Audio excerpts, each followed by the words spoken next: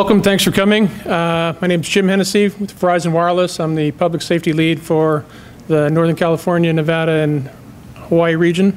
What we do is try to cover all the things that I had outlined in the profile for the workshop.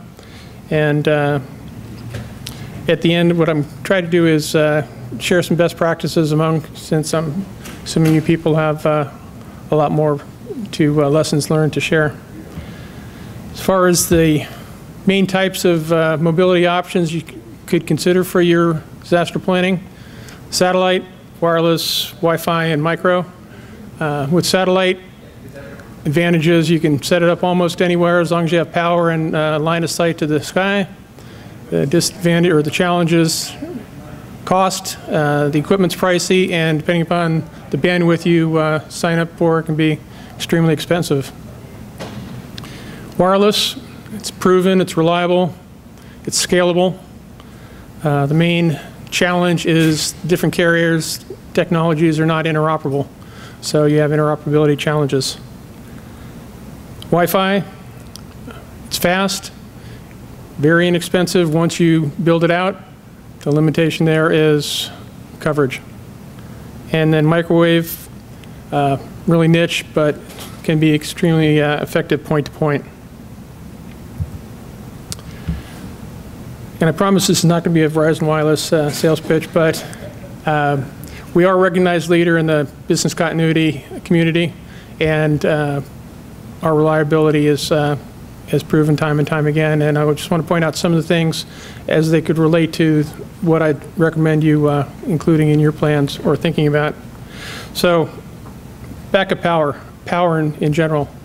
Technology runs on electricity. It's the lifeblood of the industry, and without it, you're really dead in the water.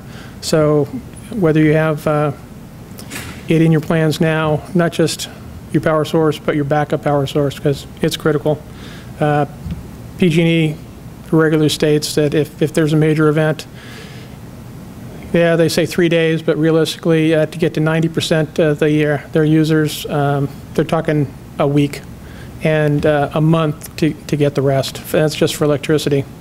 On the gas side, they can get the gas flowing in days, but they have to relight every single pilot light, and they just don't have the manpower, so it's going to take months, depending upon the size of the event. Hopefully we won't have a catastrophic, but that's what we need to prepare for. The redundancy, redundant facilities. If you don't have redundant facilities, are you using cloud as a backup storage for your information? There's probably 8 or 9 companies here that have secure storage, and I don't know if you've talked to any yet, but they're all downstairs. You might catch them after. And then finally, the final key point is training. Exercises, not tabletop, actual physical hands-on. It's critical, and I'll touch on that later. If I could, and I usually do this at the very start and I forgot, how many of you currently have wireless in your business continuity planning now? How do you mean? How do you mean? Do we have it in our? Do you have it as a formal part of your business continuity plan for your? In other words, restoring it or using it as a temporary measure? Do you have it formalized in your plan as a measure, as a communication measure? Okay, this is pretty good. It was like 20% in this room. Usually when I do these, and it's not an audience that's coming, for the subject, it's usually around 5%, and it's scary because it is a critical part. The emergency coordinator for Kaiser Hospitals, he gave a presentation down in Silicon Valley for the Disaster Recovery Forum last year, and he ranked communications number 2 just behind water for his hospitals. He had it above utilities, which I really surprised. I would flip-flop because I know the power, but certainly 1 and 2. And so strongly encourage you to think about, hopefully I'll have some ideas that you can think about and incorporate in your business continuity plans. So what do the carriers do to support you and make sure the networks are up and running? Little known fact, but all the wireless carriers have farm animals. We have cows and colts, goats and rats. Cows, which is a cell on wheels, there's a picture in the middle there. All the carriers have them. Cell and light trucks, again, all the carriers have them. These are full-blown cell sites. Depending upon the carrier, they could handle up to 50,000 calls. They're rapidly deployable. They can get out in roughly 6 to 8 hours. They're not instant. They have to really be programmed to fit into the network, whether it's expanding the system where you need additional coverage or to replace something that's gone down. Superstorm Sandy, last year, depending upon the carrier, they lost anywhere from 6 to 25% of their cell sites. Some were completely wiped out, and some were incapacitated because of their location. They were either underwater or lack of power to them, and they didn't have battery backup or on-site generators. Here's another farm animal, some goats on the left. Actually looks like a small herd.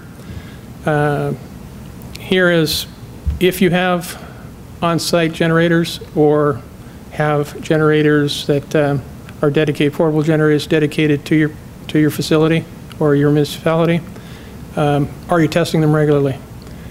I was at an event last year. I don't know if you've heard of Urban Shield. It's a UASI-sponsored interoperability 5-county put on by the Alameda County Sheriffs. And one of the 30 scenarios was out in a remote area. They had a brand new, the fire department brought out a brand new generator. And I said, oh, this looks real new. And he goes, oh no, we've had it for about a year. We just, haven't used it yet. It took, and this is a, trained professional, as firefighter, it took him almost, well over 10 minutes to get it up and running because it just hadn't been used. And those are the types of, lessons learned that, so Verizon, we test them, we have a regular schedule, both the ones in-house and the portables, and I strongly recommend that you do the same. And not only run them, but load test them, because as you acquire more equipment, what was good a year or two ago may not meet your needs now. Picture on the top is from last year's Mobile Command Rally here in Sacramento. There were well over 30 government units from representing cities, counties, and some state agencies from all over Northern California and Northern Nevada. I recommend you reach out to communities and find out if you have some available to you. A lot of times they're available and you don't know the resources there for the asking. But after disaster, it's going to be too late. On the bottom, all the carriers have satellite trucks that they can roll for major disasters. Most of the time, those cows and colts will be all that's needed to get our network back up and running to supply you with the service. Wildfires, it's really what I'm going to point out here is that the human aspect.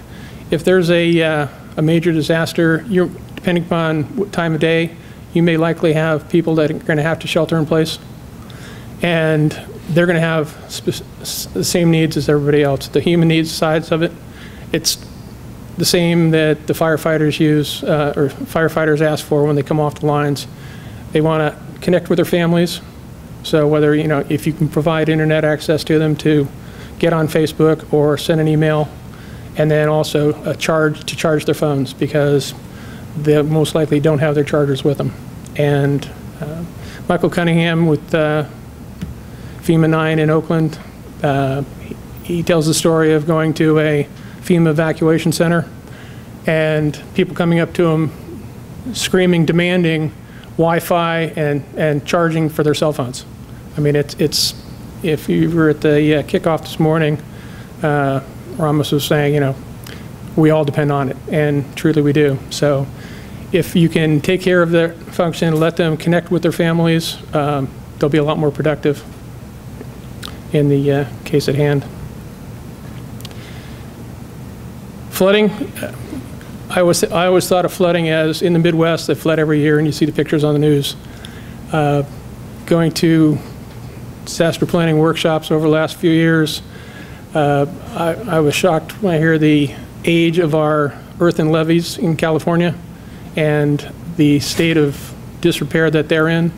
And so it's likely, very likely, that we are going to have floods, and I recommend that you check your floodplains to see where your facilities are and to at least identify areas outside the floodplain for alternate locations. And again, earthquakes, difference there is it's sudden, and really we know we're going to have them, and it's a matter of getting the things in line prior to. You can't order equipment after the earthquake. You need to have what you need prior to really needing it. Backup plans, again, on the power. A lot of different options, but depending upon whether you're talking facility or the person, but thinking about whether it's what you'll need and capacity-wise for your agency or city. All the carriers have identified LTE as their next generation high-speed data. Some are rolling it out faster than others, but all have identified it as the next generation. It will also be the technology for FirstNet, which is the public safety broadband network that's currently Karen Wong's working on her RFPs now. Probably won't be for a couple of years, but when it does, it will be the standard. So I wanted to just spend a couple minutes touching on some of the functionalities that it provides. Basic difference between LTE and some of the other high-speed networks is the latency. The reduced latency it can get down to 30 milliseconds. It'll support that. Verizon does it. Actually, we've engineered it to 50 because the naked eye can't recognize anything slower than that, and we get more bandwidth for the same use. Reduced latency will support a lot of advanced applications that you're not even using now or aware of, but that'll be one of the key differentiators. Since it's all IP-based, it supports quality of service, and that will give us the opportunity to provide priority access, and I'll touch on that a little bit later. Spectrum makes a difference. The FirstNet public safety spectrum is also in the 700 meg. It's represented in the gray box at the bottom. Excuse me. The two major carriers also have spectrum in the 700 meg, and spectrum makes a difference. The lower the spectrum, the greater the distance from the cell site, and the greater in-building penetration.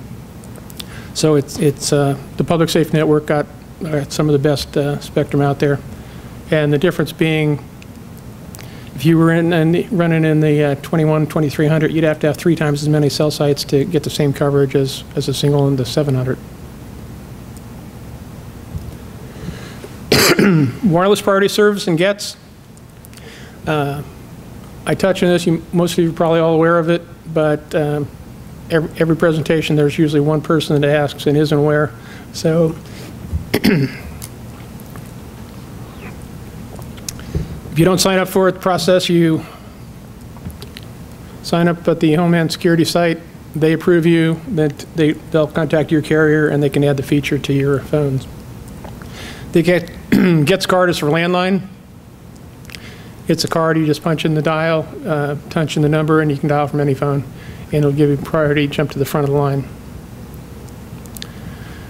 It's not known because it's not public knowledge yet, but LTE supports, has quality of service, and will support priority access. It'll be the first data network that will have it and be available to you. There's 3 types. There's access, there's admission, and then there's profile. This chart makes it a little easier. It's not quite the eye chart. LTE priority access will really be like wireless priority service on steroids. It'll have the similar access to the user or the device. Additionally, you'll be able to prioritize your applications. So you and your carrier can decide what you want. If you want, CAD or video or whatever at the top, and web surfing at the bottom. It's huge. It's currently being developed. It was pushed out, the deployment was pushed out a little bit, or at least our deployment was pushed out a little bit because of FirstNet. We want to make sure we completely align with whatever their standards are, and they've only had 2 meetings so far, so my guess would be sometime later this year or the first part of next year. but it will be available to public safety for sure, possibly other enterprise users. So, devices, some of the things that you can use or consider using during a disaster. The two at the top are multi-band units, so you could put in a Verizon card, an AT&T card, or these two units actually have been certified for band 13, 14. Band 13 is the Verizon network. Band 14 is the public safety network. So you could have one of these devices, use it now on Verizon or configure with one of the other carriers, and then when the first net is built out, not have to do an equipment replacement, just add their modem and have full functionality. Picture on the screen is probably easier to see, but total flexibility. You've got Ethernet ports anywhere from 2 to 6. And you can add additional, there's USB slots on both. So you could order them with, if you're going to do a fixed application, say to support a data center at a fixed location, you could order them with multiple of the same carrier to give you double the bandwidth, or you could order them with multiple carriers to give you instant redundancy and reliability. And there's onboard both of these, and most have onboard balancing to automatically go to the network with the strongest signal.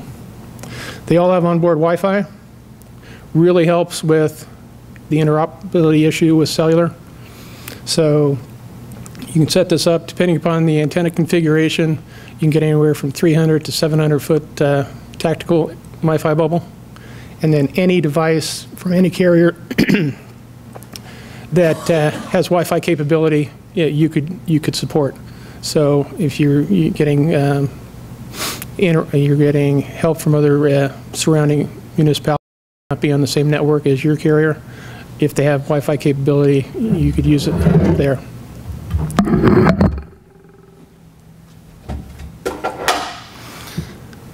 Bottom left is a network extender, and all the carriers have them, or at least all of them have them for voice. A few $100s. I'm not good on prices. I'm not a sales guy.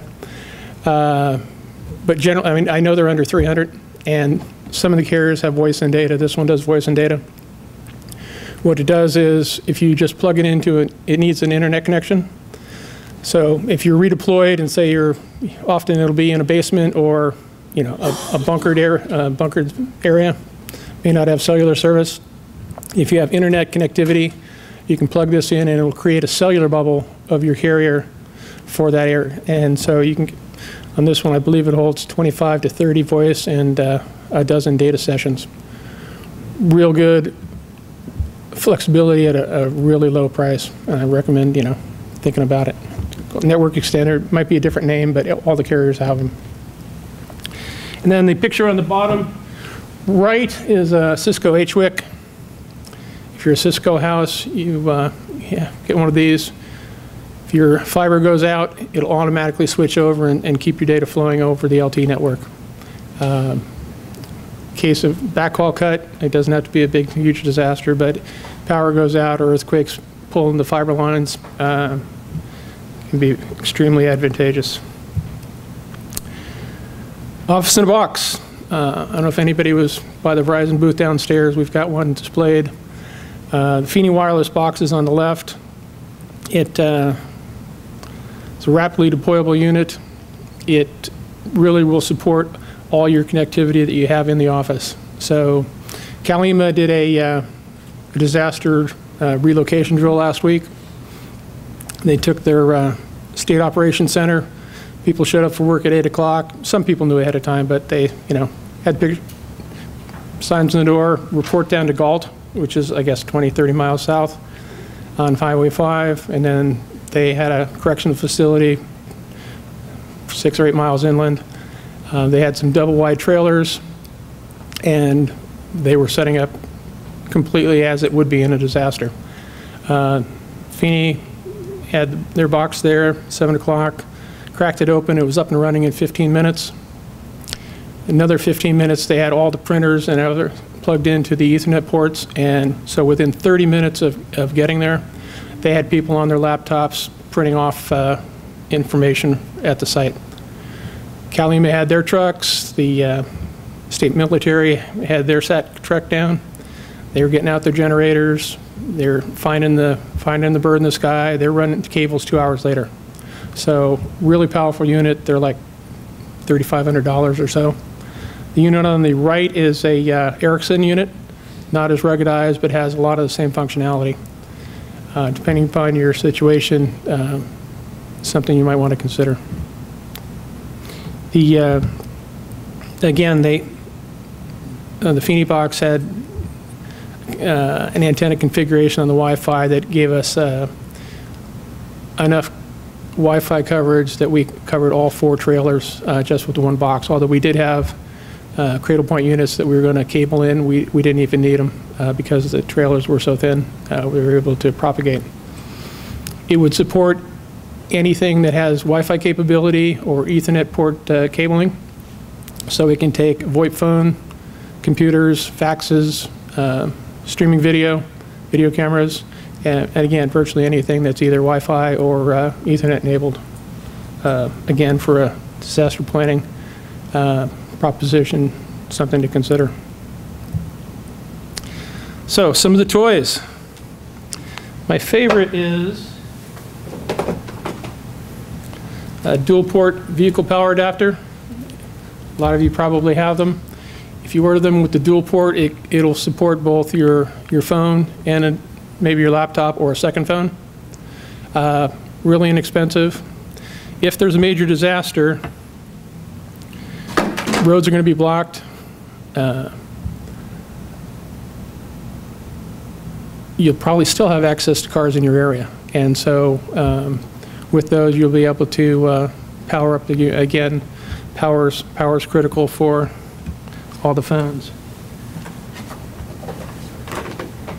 This is a personal solar unit.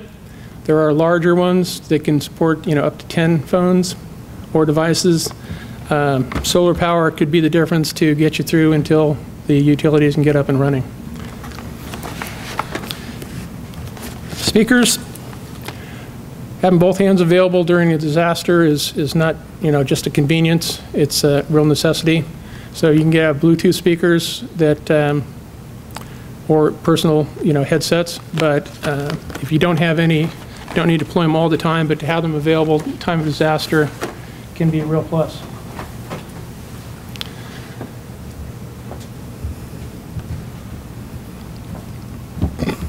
Satellite's not for everybody, but the portability and price have come down significantly. There's a number of them that are case units. No piece is more than 150 pounds, so they're 2-man deployable. They can be set up in like 15 minutes. They auto-find, you hit the button, literally snap them together, hit the button, and it'll auto-find the birds in the sky. I've seen them set up and working in 15 minutes. Now, it's kind of like, doing kids' big wheels on Christmas. The first one takes a long time, but again, if you're practicing, if you've done it once, very quickly, rapidly deployable and reusable. So again, Verizon doesn't sell these, but I've heard they're in the 80 to 90,000 range, and depending upon the rate plan, the service plan you're signing up for, it can vary. We actually used one of these last year at Urban Shield in San Francisco. The medical team decided to put their medical stop out on Angel Island, in the middle of San Francisco Bay. And of course, they picked the little alcove in the back that had no cellular coverage.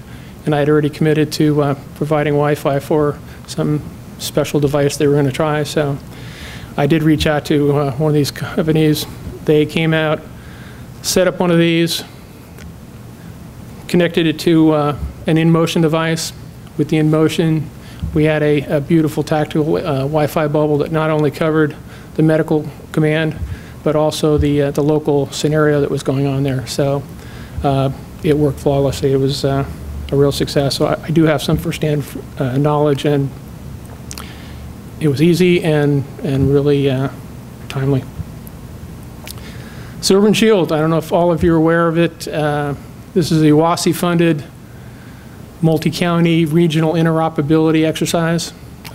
It's one of the largest and, if you ask Kara Ahern, best in the country. There were over 150 agencies involved, over 3,000 participants over the course of the weekend. And it's really to test communication interoperability, especially with the EOCs in the region. And I mention it because some of the lessons learned.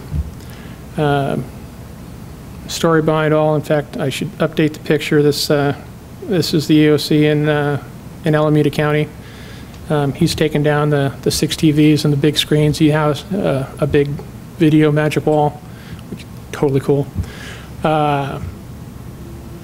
The picture on the bottom, it's hard to tell, but what that is the top of a City of Palo Alto has a multi-million-dollar command vehicle, and they were using it during the exercise, and they don't know where they're going to get assigned. They were assigned to a location between some buildings at the Oakland airport.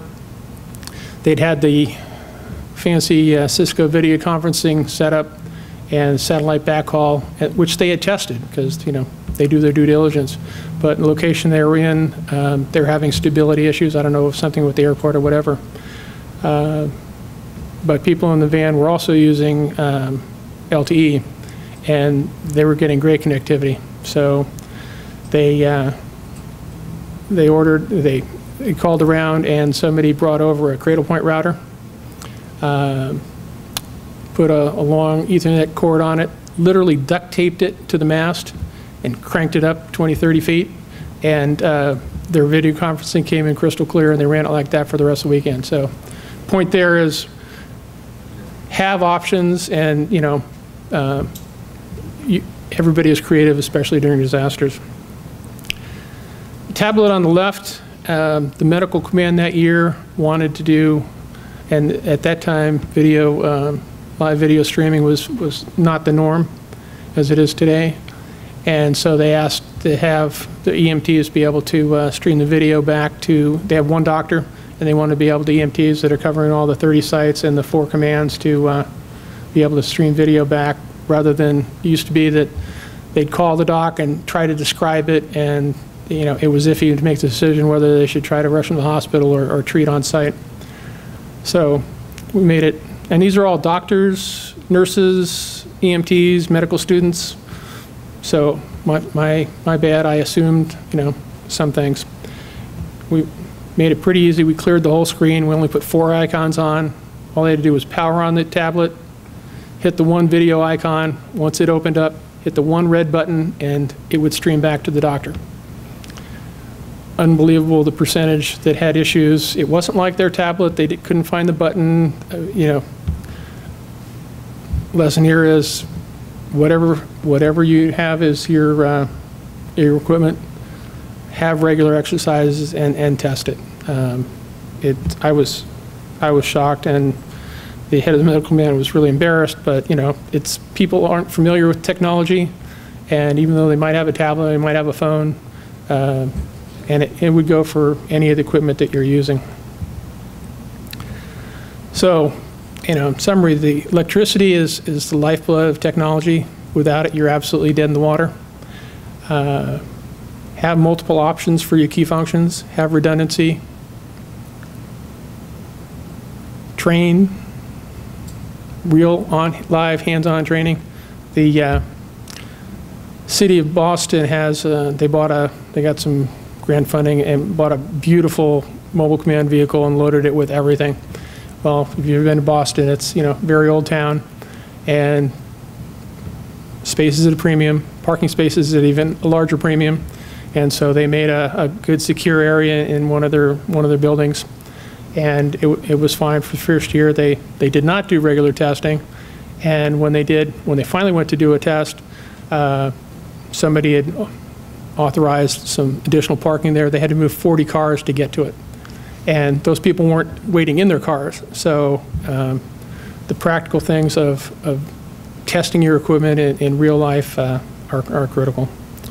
And finally, build relationships now. You know, the old saying, it's too late to trade business cards after disaster. You need to do it ahead of time. Reach out to your carriers, reach out to utility folks, reach out to your water servicers, and build those relationships now. Thank you, and we're done.